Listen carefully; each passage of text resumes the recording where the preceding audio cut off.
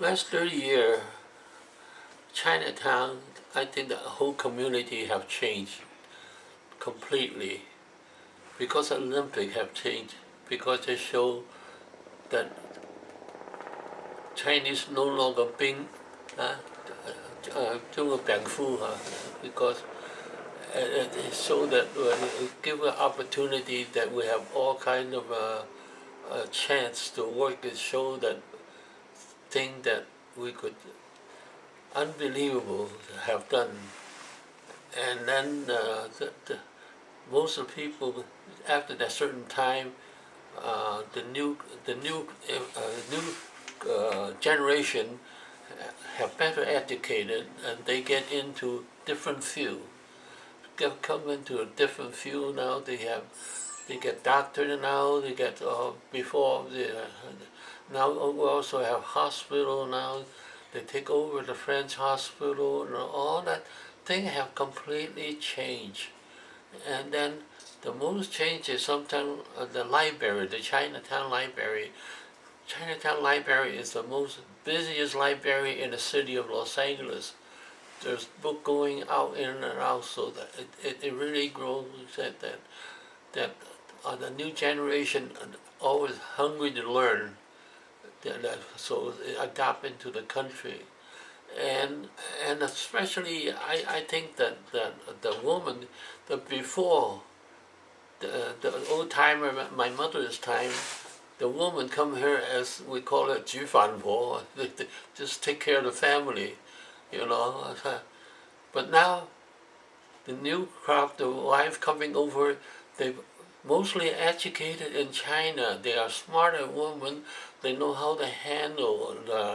In fact, before the 煮饭婆, they used the old man things. But right now, I would say the woman coming over now, they get into industrial, the garment industry, or they have manufacturing now and so forth. In fact, they all end up. I don't call that. I call them the woman today. They are the boss of the family because they control the money. Before, the man usually have the money go gambling away. So now the woman have the family. Then the wife makes sure that they bring the money some control. So the family is different now. They have to learn. They're also learning to encouraging the youngster education. Well, Chinese are always believing in education. That's one thing they cannot take away from you. If you have money, people could out-talk you. Education, they cannot out-talk you. They cannot out-talk you one way or another, so you just have to learn and go by yourself. And then I also, they have many, the Chinese getting, working in the civil service now, work with the city, work with the state, and just recently, there's one Chinese, was Liu, the Professor Liu, Goodwin Liu from Berkeley, was appointed California State Bar, the highest position in California. Before, it's unheard of. So things is different now. And then beside that, usually, even a medical, many Chinese, the doctor can't get into. But now, every hospital in the country, they have Chinese doctors now. You know, it's changing. Everything is changed, impacting education. So it's to me, being 90 years old, and I have seen a complete change. The old saying, and on the early generation, you do not have a Chinaman's chance.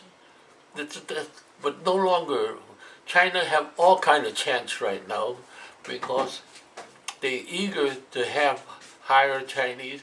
The worker, they are better worker. They don't do the work, not watching the time pass by. They keep on working until they finish a job. And all the things they love to have hire the Chinese. So this is so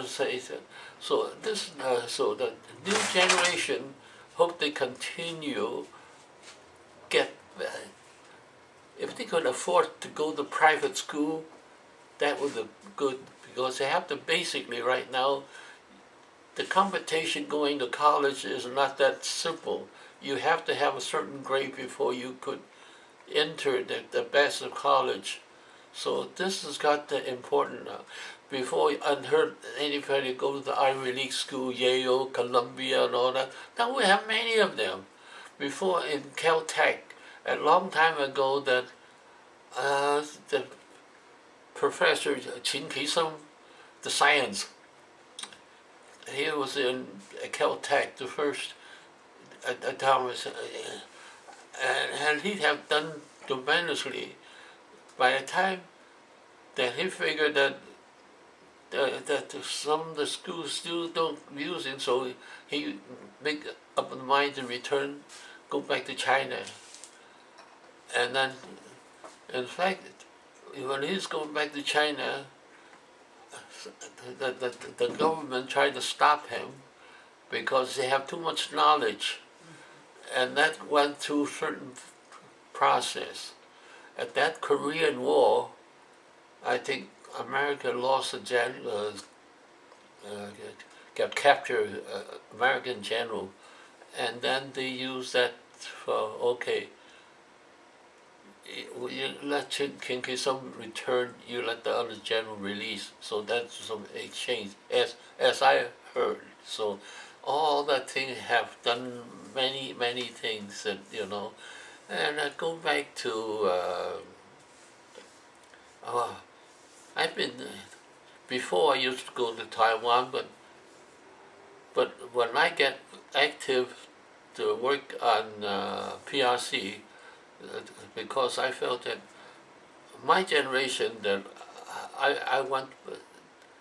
have a few year education back in China, in Guangdong, and I from 1931 I was 11 years old, and my family of 8, they only sent me back because I was the strong one in the family somehow. So my mother and all that thing, you go back to China, stay with grandma, and learn, because at that time, my grandfathers always say that don't put all the egg in one basket, send one back to China just in case deportation, Chinese, that you might still have one more familiar back home. So that's why I was one back, so I went to the school. And I also went to school in Hong Kong. I went to a short time. But at that time, when I see when I'm young, I realized that the Englishman was very hardship on the Chinese. When they walk on the sidewalk, you have to step aside for them to walk by. And some of the Chinese carry a dum-dum, selling vegetable on the side of the sidewalk. And they have those Indians and guard kick them out and step on it. And so, to me, it's very inhuman to being treated that way. So my hardship is for that. And then same time that the Japanese war, and Japan was keep on occupy one section and another, and have all kind of treaty, the Samin, the treaty, they take over. When every time they take a treaty, they take away. I remember they take away the post office, they take over all the things that producing money. But China is defenders. They have nothing, weak country. So the things start changing, and then the war.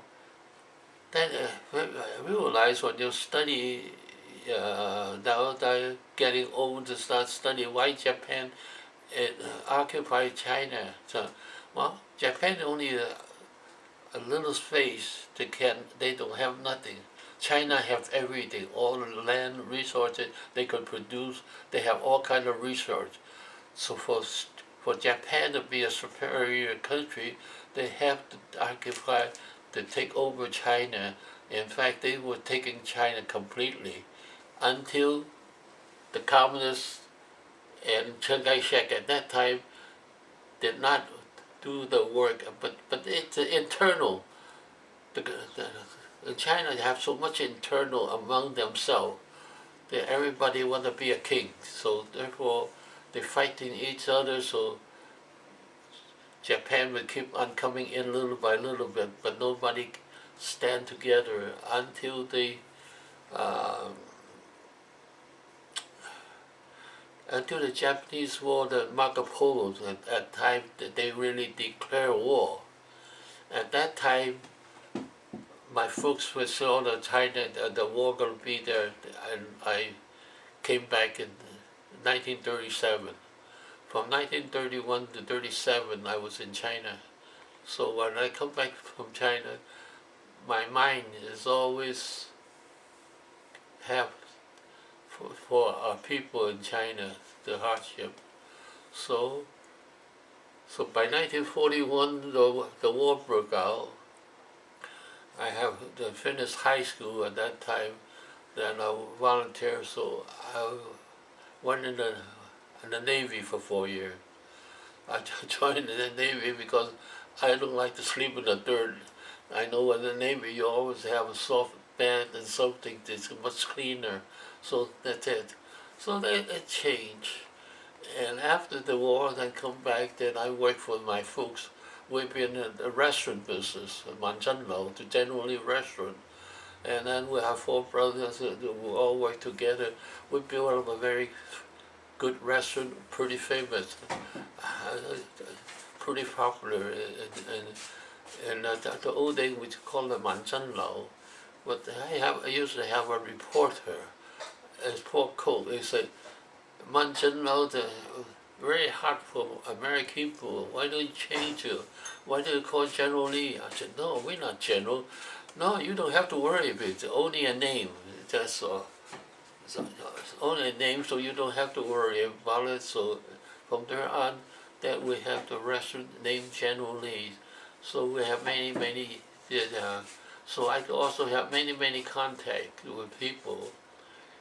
And then I get involved at that time that I have a very influential lady. Is called Carol Amundsen. He used to patronize my restaurant and all that thing. So he came by.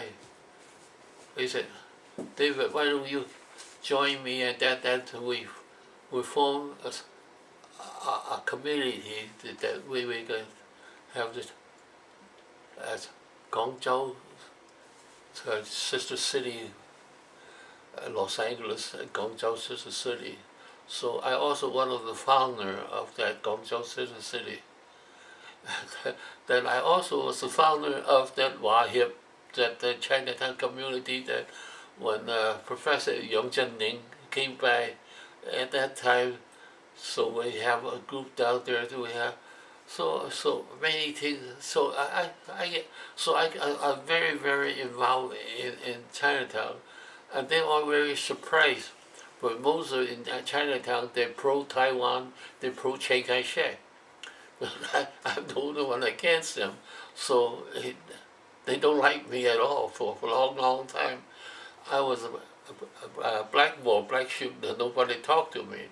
But now it's different now. Now they all come in and shake my hand and all that. It's a complete change. That's how the time changed. Good.